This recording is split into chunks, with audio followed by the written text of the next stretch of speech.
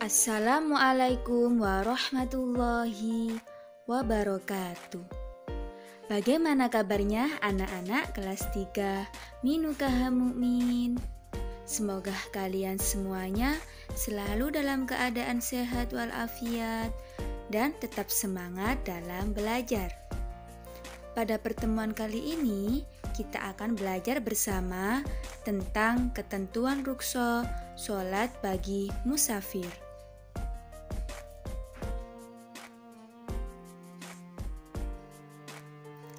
Apakah anak-anak yang kamu ketahui tentang musafir? Apakah sudah ada yang mengetahuinya? Ya, musafir adalah orang yang melakukan perjalanan jauh. Seseorang bisa disebut musafir jika memenuhi 3 syarat. Yang pertama, niat.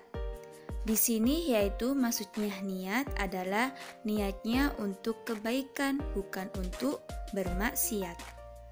Kemudian syarat yang kedua, keluar dari daerahnya. Daerahnya maksudnya di mana dia bertempat tinggal atau bermukim ya. Kemudian syarat yang ketiga, memenuhi jarak tertentu. Maksudnya, jarak tertentu di sini adalah jaraknya minimal yaitu 80 km ketika melakukan perjalanan.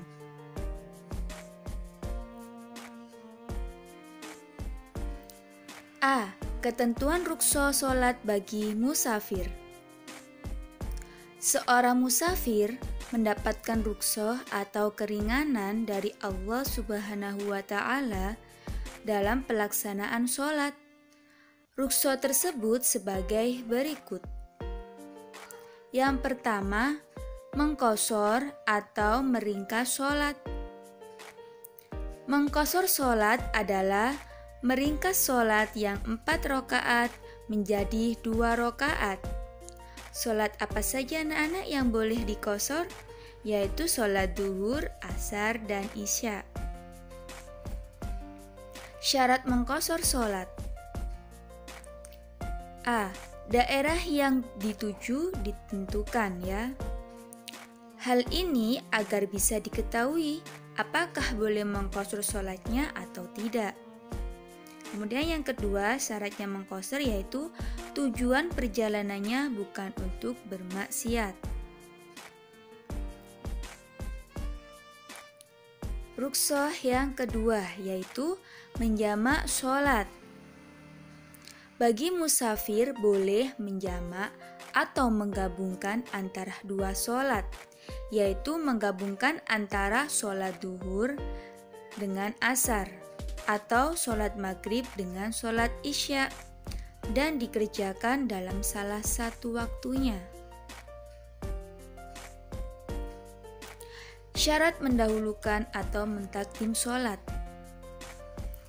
Yang pertama yaitu sholat yang pertama harus didahulukan, baru setelah itu sholat yang kedua. Di sini contohnya misalkan Bu Nurma ingin menjamak sholat duhur dengan asar, maka yang harus didahulukan sholat duhur, kemudian sholat asar. Yang B, harus niat menggabung antara sholat pertama dan kedua, dan niat dilakukan waktu melakukan sholat yang pertama. C, sholat harus dilakukan secara berturut-turut, tidak melakukan sholat sunnah antara kedua sholat.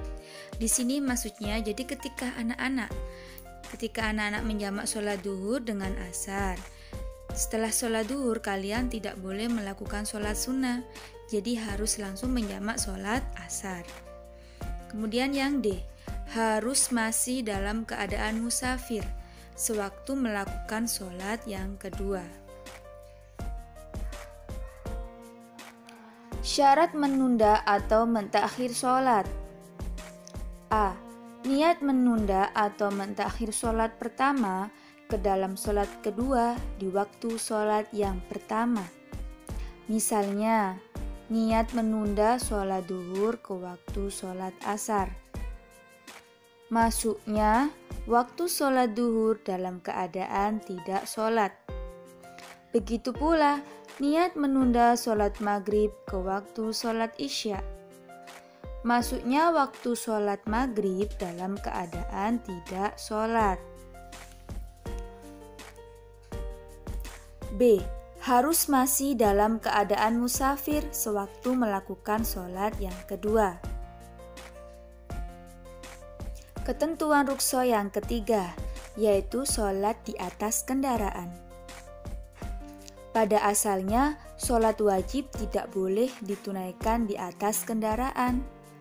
Hendaknya dikerjakan dengan turun dari kendaraan, sebagaimana perbuatan Nabi SAW, terkecuali dalam keadaan terpaksa seperti khawatir akan habisnya waktu sholat. Adapun tata cara sholat di atas kendaraan sebagai berikut. A. Hendaklah sholat dengan berdiri menghadap kiblat apabila mampu. Jika tidak, maka sholatlah dengan duduk dan berisyarat ketika ruku dan sujud.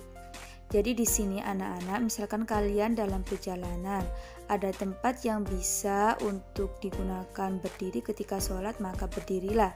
Tapi jika tidak mampu, maka boleh melakukan sholat dengan duduk. Bagaimana cara ruku dan sujudnya? Lah anak-anak ketika ruku bisa membungkukkan badan sedikit, seperti sholatnya orang sakit ya. Kemudian ketika sujud dilakukan dengan membungkukkan badan lebih rendah daripada ruku.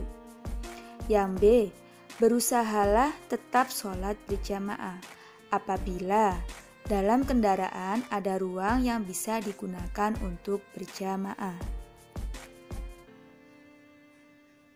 Ketentuan rukso yang keempat, yaitu tayamum bagi musafir. Saat bepergian atau di atas kendaraan, untuk melaksanakan sholat terkadang mengalami kendala sulitnya mencari air. Maka pada saat tidak menemukan air untuk berwudu atau ada air, namun oleh pemilik air tidak diperbolehkan digunakan untuk berwudu, maka dalam kondisi seperti ini diperbolehkan untuk bertayamum, yaitu bersuci dengan debu. Ketentuan rukso yang kelima, yaitu batas mulai diperbolehkan mengambil rukso.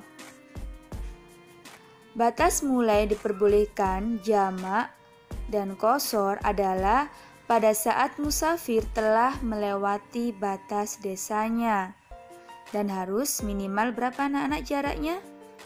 Ya 80 km ya atau lebih. Kalau musafir melakukan jamak takhir dan qashar saat perjalanan pulang, hendaknya melakukannya sebelum masuk batas desanya.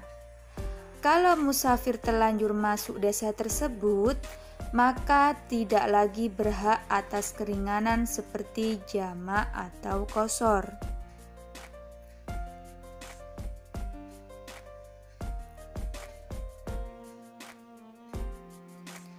B.